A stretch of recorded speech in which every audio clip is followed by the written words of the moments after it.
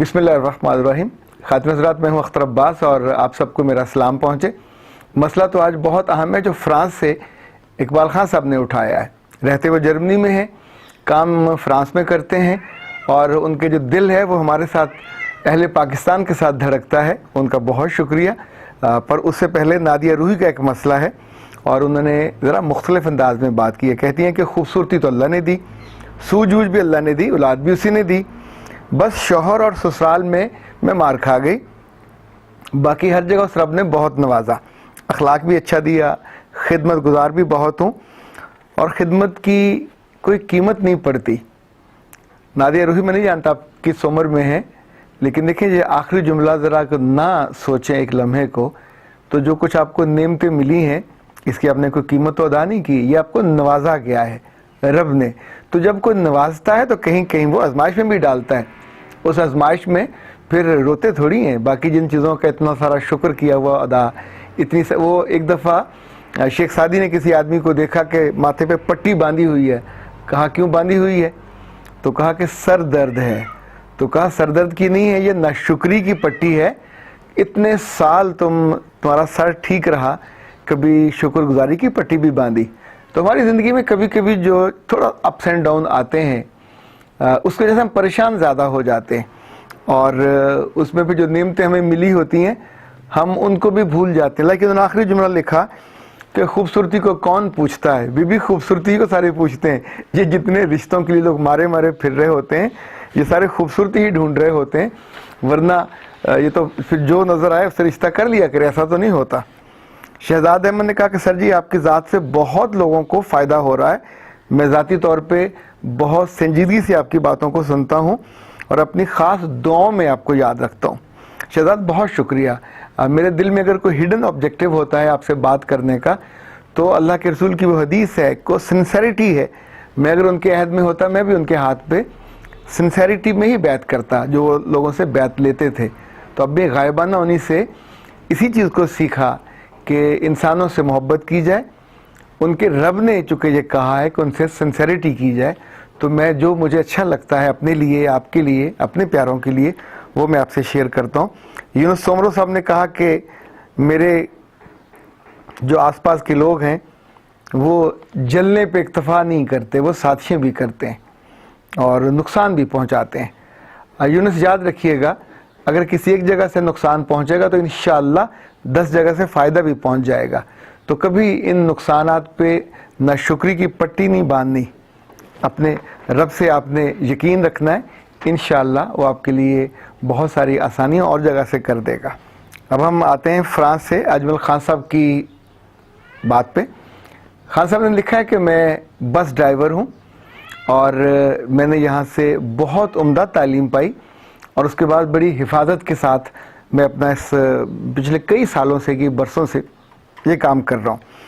उन्होंने जो हवाला दिया वो 2 दिन पहले अखबार में जो खबर थी वो ये थी कि स्कर्दू में बस दरिया में जा गिरी, 26 मुसाफिर जान भाग। और ये हादसा गिलगित में बल्तिस्तान के इलाके पहाड़ी मोड़ काटते हुए पेश आया। अब देखिए, ये एक दिन की खबर थी, उसी दिन में मुजफ्फराबाद जाते हुए कई हादसे हुए और आसपास कोई ना कोई, अब इतनी खबरें अखबारात में होती हैं। उनका ये कहना है कि यूरोप में ऐसा नहीं होता, यूरोप में भी यही गाड़ियाँ होती हैं, यही इंसान हैं जिनको चलाते हैं। पर जो फ़र्क है वो उनकी ट्रेनिंग का है, जो फ़र्क है वो उनके माइंड सेट का है। लाइक इनका ख्याल ये है कि अगर हमारे यहाँ कोई स्कूल हों, ड्राइविंग के स्कूल हों, तो उसमें से जो लोग सीखें, लाइक उनके एक कज़न जो हैं वो डेवो में हैं, दूसरे उनके कज़न बिलाल डेवो में हैं। ये जो बड़ी सर्विसेज हैं, डेवो, बिलाल डेवो, फैसल मूर वगैरह, इनके ड्राइवर्स की ट्रेनिंग चूँकि बहुत अच्छी होती है, तो बहुत बरसों से अल्हम्दुलिल्लाह सुम्मा अल्हम्दुलिल्लाह ये अपने तेज़ रफ्तारी से भी जाते हैं पर हिफाजत से जाते हैं अपने मुसाफिरों को। आप सोचिए, वो सिर्फ मुसाफिर नहीं होते, वो किसी ना किसी ख़ानदान के सरबराह होते हैं, भाई होते हैं, बेटे होते हैं, पूरा मुस्तकबिल होते हैं, कितने ही बच्चों के बाप होते हैं, कितने ही इदारों के सरबराह होते हैं। उनकी आंखें ख्वाबों से भरी होती हैं, उनके दिल उन सारी ख्वाहिशों के साथ भरे हुए होते हैं कि जिनको लेके वो एक जगह से दूसरी जगह जा रहे होते हैं। तो सिर्फ वो किसी बस के मुसाफिर नहीं होते, اگر بس کا مسافر اپنے مزے کے لیے کبھی تیز اور کبھی آہستہ کرے اور کبھی ہوسٹس کے ساتھ گپے مارے اور کبھی گارڈ کے ساتھ ہو جو واچ مین ہوتا ہے اس کے ساتھ گپے مارے تو سارا سفر سارا آپ کا ان سیف ہو جاتا ہے. It's a training, it's a mindset کہ جو دوسرا ہمارے یہاں شاید یہ بھی پرابلم ہے کہ خدا نہ خاصہ کوئی حادثہ ہو جائے تو ڈرائیور بچ جاتا ہے اور اس کو قانون بھی اجازت دے دیتا ہے. سو باقی جو بہت سارے لوگ ہیں وہ اس پورے پروفیشن کو سیریس نہیں لیتے. ہم نے تو ایسے بھی دیکھے کہ بسوں پہ یا ٹرکوں پہ کلینر کے طور پہ آئے, پھر کنڈکٹر بنے اور پھر ڈرائیور بن گئے.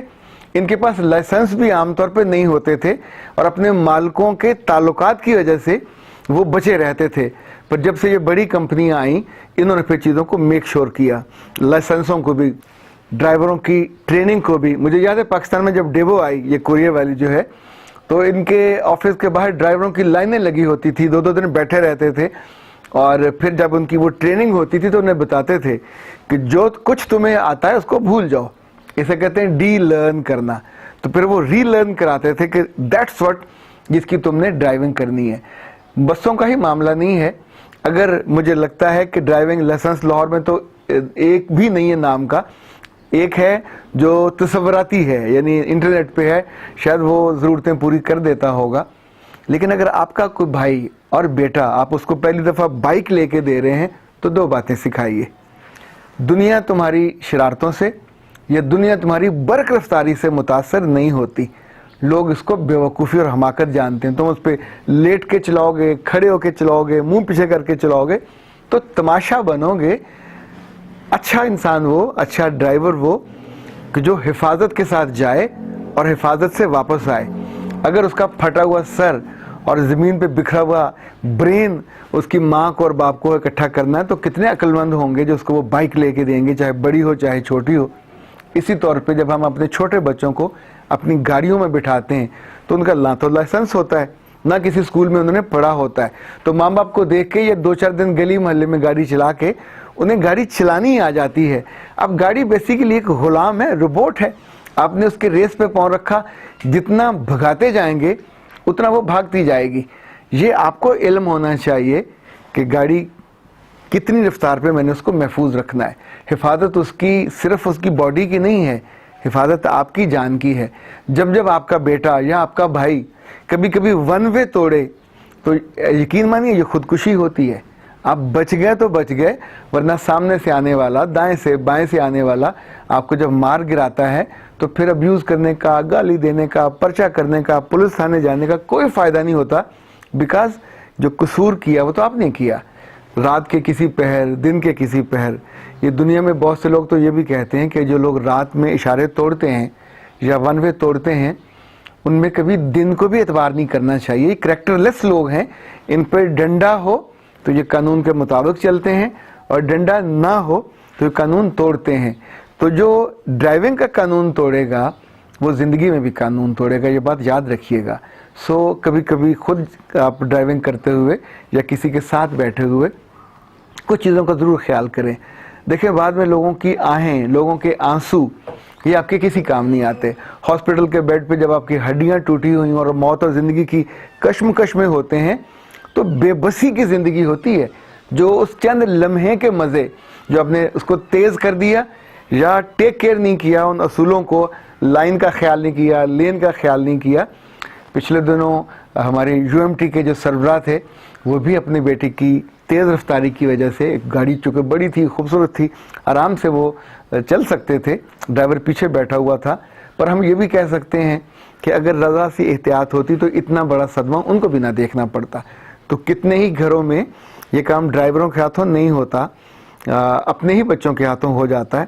ایک ڈرائیور کے بارے میں کہا جاتا ہے کہ اس نے 2-3 دفعہ گاڑی کا جب بہت شدید حادثہ کیا, گاڑی بھی نقصان میں گئی اور زخمی بھی ہوئے, تو اس نے مالک نے اس کو نکالنا چاہا تو اس نے کہا ہاتھ باندھ کے کہ مائی باپ ایک دفعہ اور موقع دے دیں. اب ایک دفعہ اور موقع دینے کا مطلب آپ جانتے ہیں کیا ہے, کہ اگلی دفعہ تمہاری جان جو اب بچ گئی اگلی دفعہ نہیں بچے گی.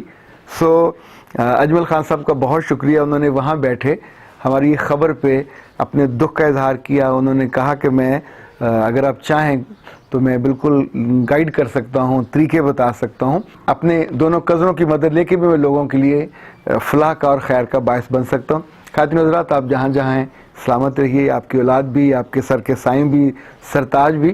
بس ڈرائیونگ ذرا احتیاط سے کیا کریں، ورنہ یہ جو خبریں آتی ہیں ان خبروں میں تعداد ہوتی ہے، نام نہیں ہوتے. ان خبروں میں درد بھی نہیں ہوتا، ان خبروں میں وہ زخم بھی نہیں ہوتے، اور ان خبروں میں وہ پسا ہوا اور ٹوٹا ہوا اور بالکل برباد ہوا مستقبل بھی نہیں ہوتا جو مرنے والے کے بچوں کو اور ان کی بیویوں کو دیکھنا اور سہنا پڑتا ہے. اختر عباس کو اجازت دیجیے. السلام علیکم ورحمۃ اللہ.